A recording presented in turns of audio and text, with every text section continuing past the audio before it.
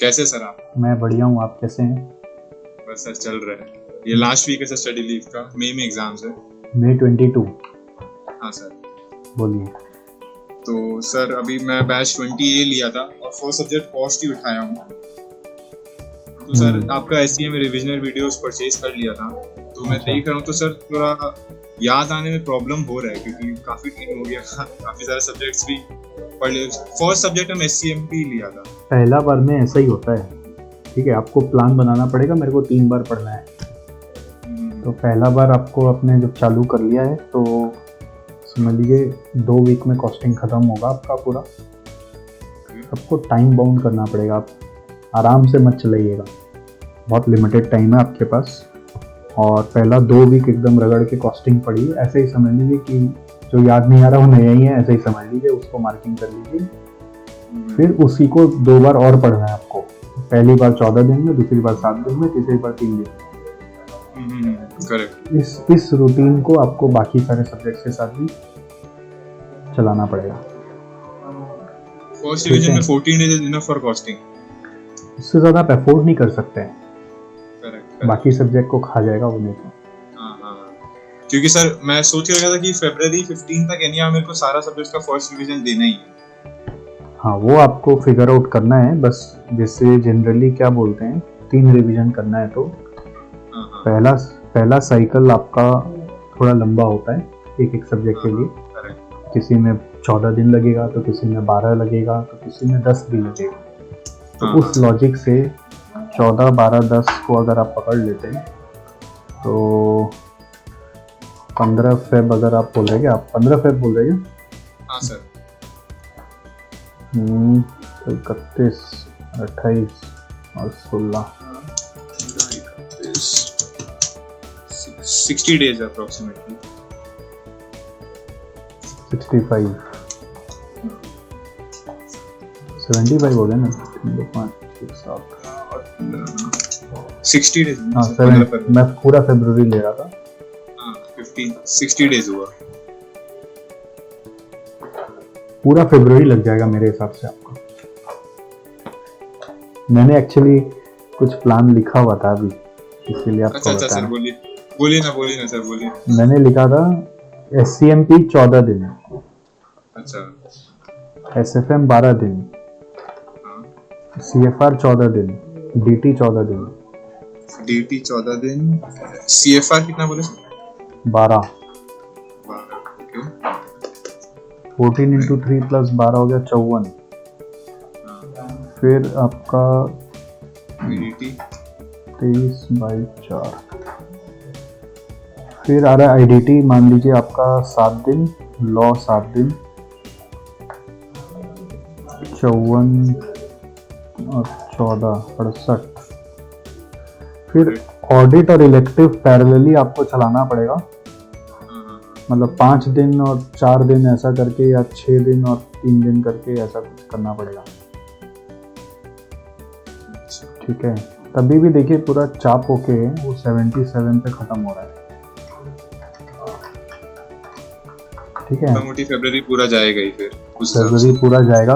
आपने 1-2 दिन अगर अभी पढ़ लिया है तो वो माइनस कर लीजिए। 77 हो रहा है और फरवरी तक आपके पास 75 है। तो चैलेंजिंग है, मतलब ऐसा 15 फेब जो सोच रहे हैं ना, वो इनप्रैक्टिकल लग रहा है। तो मैंने आज ये नोट्स ही बनाया था कि मैं इसके ऊपर वीडियो बनाने ही वाला था, तो मैं फिगर आउट कर रहा था कि मैं सर कल रात में आपका वीडियो देखा था, वो 1 घंटा वाला, नवंबर 21 वाला। हाँ। तो उसी के हिसाब से। और सर जैसे आपका जो वॉल्यूम 1 और 2 आप कराए थे, तो उसका कोई भी क्वेश्चन नहीं करेगा? वॉल्यूम 1-2 का जड़ी बूटी 1-2 में जो रेलेवेंट क्वेश्चंस है वो DGB में आ जाएगा। DGB में आ जाएगा। बाकी देखो क्या है ना कि समय बचने पर है।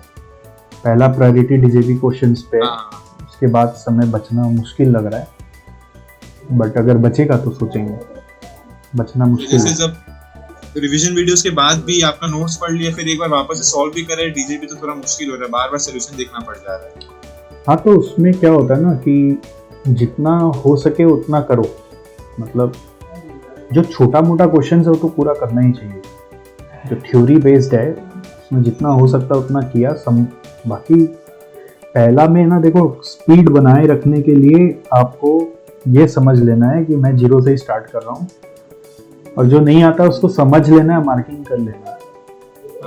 जैसे कल पूरा वो क्या बोलते हैं रेलेवेंट कॉस्टिंग कल हम जैसे वो टारगेट कॉस्टिंग उठा के पढ़ रहा था, तो उसमें काफी सारा थ्योरी वगैरह पोर्शन था, तो उसको हम अलग से केस बुक उसका मेंटेन करके रखा है, केस बुक का स्टडी पूरा अलग से।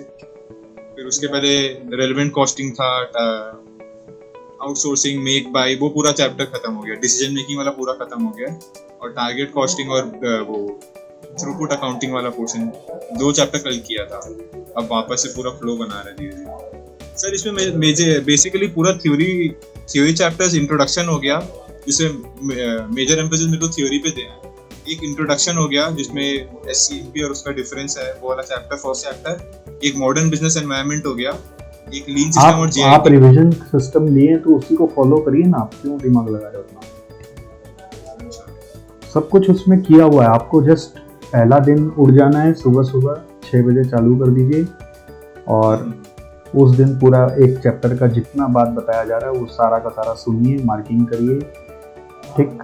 उसके बाद उस चैप्टर का आपको डीजेपी बुक में जितना सवाल है वो सारा का सारा बनाना है। अब उसका क्वेश्चन पढ़ के अटेम्प्ट करने का कोशिश करिए, अटेम्प्ट हुआ तो जितना याद आया वेरी गुड, नहीं याद आया तो सीख लीजिए, मार्किंग कर लीजिए। अपने क्वेश्चंस का ABC एनालिसिस करते रहिए कि कौन सा आपको बहुत हार्ड लगा, कौन सा आपको बहुत इजी लगा। बहुत इजी सी में चला जाएगा, सी में चला जाएगा, एक छोटा सा ट्रिक में लगा है तो वो बी में, बहुत सारा लग रहा है तो ए में। तो ABC मार्किंग करते रहिए, और रोज मैंने अगर चैप्टर 1 आज पढ़ाया है तो चैप्टर 1 का जितना क्वेश्चन है वो आज ही खत्म करना है, तो जाकर आपका 14 दिन में होगा। क्योंकि आप इसमें भी लैग कर जाएंगे, मतलब every day you will start with a new chapter. आज चैप्टर 1 हो गया तो चैप्टर 1 का आज खत्म करना है। हो सकता है 2 क्वेश्चन छूट गया, कोई बात नहीं, कल चैप्टर 2 स्टार्ट होगा। ऐसे आपका पढ़ाई होता है। जो छूट गया उसके चक्कर में बोलेंगे अब चैप्टर 2 स्टार्ट नहीं करेंगे तो बैठे रह जाएंगे, तो चैप्टर 2 फिर स्टार्ट हो जाएगा, फिर चैप्टर 2 का भी 5-7-10 क्वेश्चन छूट जाएगा, कोई बात नहीं है, चैप्टर 3 फिर स्टार्ट हो जाएगा, फिर चैप्टर 3 का भी छूट जाएगा, चैप्टर 3 भी छूट जाएगा, कोई बात नहीं है। फिर आप मंडे टू सैटरडे एक रिदम पकड़ के चलिए, संडे को ऑफ ले लीजिए, मतलब संडे को नया क्लास मत करिए, संडे को सारा बैकलॉग बैठ के खत्म करिए, ठीक। फिर मंडे से वापस नया चैप्टर पकड़ लेंगे। ऐसे करेंगे तो मेरे को अनुमान है कि आपको 14 दिन लगेगा, एकदम फ्लैट और आराम से आपका एक बार खत्म होगा। उसमें जो याद आ गया बहुत अच्छी बात, जो नहीं याद आया उसको मार्किंग करते हुए पॉजिटिव माइंड से आगे बढ़ते चलेंगे। चलो याद नहीं आया कोई बात नहीं, आगे बढ़ते हैं। फिर ये 14 दिन के बाद जब सेकंड रिवीजन आप करेंगे मार्च में, फरवरी तक ये सारा सिलसिला चलता रहेगा। मार्च में जब सेकंड रिवीजन करोगे तो यही सारा काम में ABC एनालिसिस जो आपका किया हुआ है और जो आपका मार्किंग किया हुआ है उसको रेफर करो, और बाकी जो रिवीजन सिस्टम में गाइडेंस दिया जा रहा है उसको फॉलो करते चलो। और सर एक तारीफ करना है सर आपका, वो QR कोड का तो भाई साहब मजा आ गया सर वो देख के। वो मतलब हम सारा ट्यूशन टीचर का पढ़ा है, पर वो QR कोड स्कैन करते ही वीडियो चालू हो जाना सीधा वहाँ मोमेंट से मजा आ गया। चलिए बता रहे सर, बहुत हेल्प हुआ है। कहाँ ढूंढता फिरता, अगर नहीं होता तो मेरा बैच तो पुराना हो गया ना, 20A हो गया, तो कहाँ ढूंढता फिरता हर मिनट स्कैन करता, वो भाई मजा आ गया।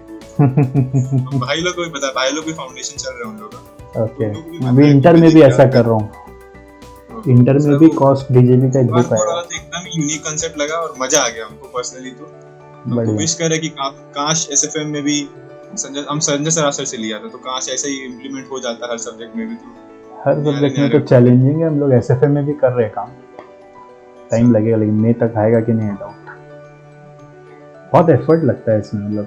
हाँ सर वही बोल रहे हैं, थोड़ा सा भी ऊपर नीचे होने से स्कैन नहीं पकड़ता है, वो बहुत सारा चक्कर है, वो भी है, पर प्लस वीडियो भी तो होना चाहिए। हाँ वो सही। चलो ठीक है ना, आगे बढ़ो आप। बाकी इसके ऊपर एक वीडियो भी मैं अभी बनाऊंगा आजकल में, उसको भी देखना। ठीक है सर, चलिए, all the best. Thank you sir, bye.